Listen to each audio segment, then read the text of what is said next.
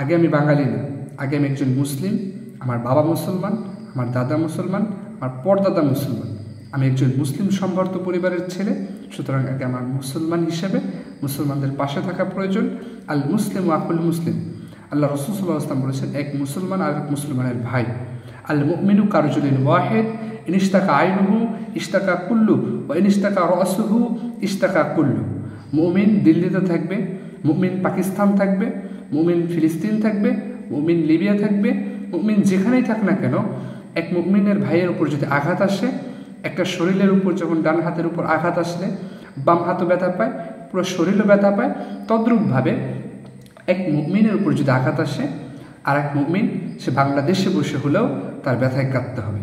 কারণ আল মুমিনু কারজুলিন ওয়াহিদ, ইনিস্তাকা আইনুহু ইস্তাকা কুল্লু ওয়া ইনিস্তাকা রাসুহু ইস্তাকা কুল্লু।